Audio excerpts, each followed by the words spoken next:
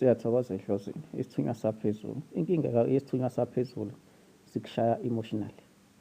Yabona akufani nedlozi angithi. Ukuzwa ukugula sometimes uyakwazi nokukhomba ukuthi ugulaphi. Inkinga isithunywa saphezulu angithi awazi ukwenzakalani uvele ube emotional kakhulu, ulaka inhliziyo encane usise. Ngithi soqhamuka umuntu athi-ke phamisa isithunywa sakho khona ube right. Kusho wona kahle kahle uphakamisa ulaka nenhliziyo encane nosisi. Ngoba vele uma kwenzeka lokhu kuwena angithi sikuhlakaza inhliziyo yakho. Basifuna ukuhlala khona enhlizweni yakho, uthando lakho, ingelosi yakho ihlala enhlizweni yakho, meaning uthando lakho.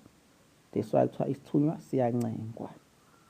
So umuntu ethi umuntu siphakamise, usho nophakamisani, usisi uphakamisa inhliziyo encane, uphakamisa ulaka. That's why abanye abantu gcina sebethakatha ngenhliziyo ngoba umuntu akahlalisekile kahle. Yayibona unale nhliziyo encane, unalolaka lolu, unalosisi. Sefuna wonke umuntu angahlaliseki kahle njengaye. Uyiphakamisa kanjani into ivele isiphakamele? Ngoba ngeke umoya angithi ukushayisa uwenza ube nenhliziyo encane, ube nolaka, ube nosisi, kanti uphansi nosuku ozolokhu uphakeme. So kudinga ukuncengwa ukuthi awuhlale kahle uthando lakho. Isibonelo, ukuhlambulula angithi kulandela amaphupho, ngabe umkhuleko, ngabe ifasting, ngabe amanzi abandayo, ngabe umhlabelelo.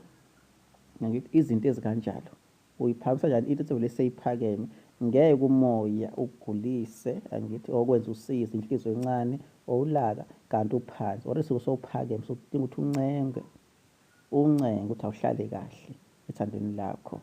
Yabo singenzi izinto angithi esingaziqondi ngoba gcina sesithakatha ngey'nhliziyo zethu. Angithi ayibona lona. Ngiyabonga kakhulu.